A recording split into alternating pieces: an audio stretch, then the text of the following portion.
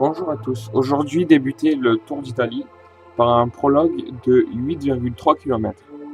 Malheureusement, avant le début du prologue, un coureur de l'équipe Aqua et Sapone, des deux Italiens Garzelli et Di Luca, il s'agit de Francesco Reda, a chuté sur la lampe de lancement, pardon, et il s'est fait une fracture du crâne. Donc l'équipe Aqua et Sapone débutera ce Giro avec 8 coureurs au lieu de 9. Le prologue se déroulera sous la pluie à Herning au Danemark.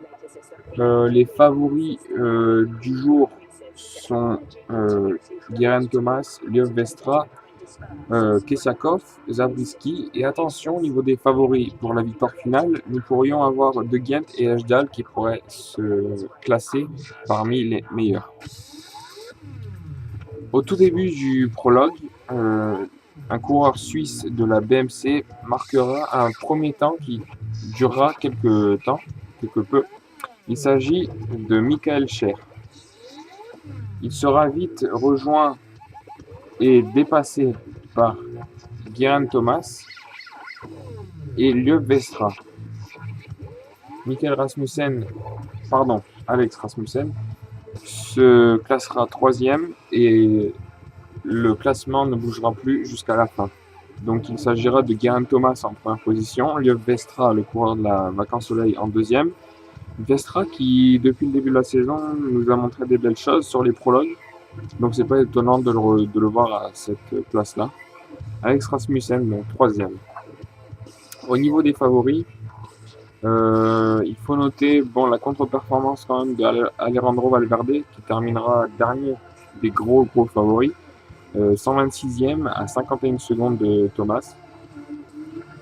Et après, tous les gros favoris, à part Scarponi, Basso, Cunego, tous les leaders qui sont bons sur les chronos seront dans les 20 premiers.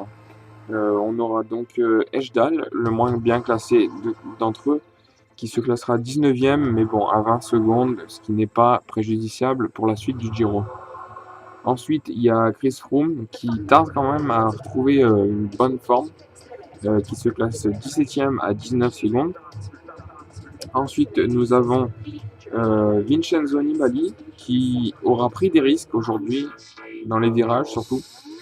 Il aurait voulu faire un bon chrono, nous aura-t-il dit à la fin de l'étape. Nibali se classe 14e à 18 secondes.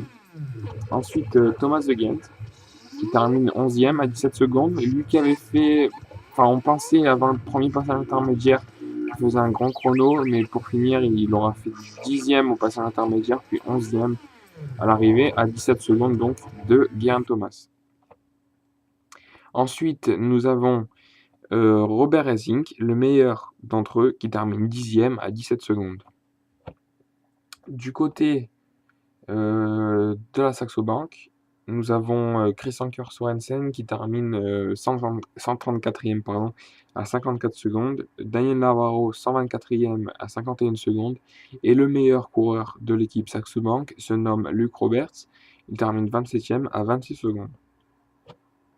Voilà pour ce prologue. Rendez-vous demain pour une étape en ligne, une étape de plaine, donc toujours Danemark, entre les deux villes la même ville, de Herning et Herning.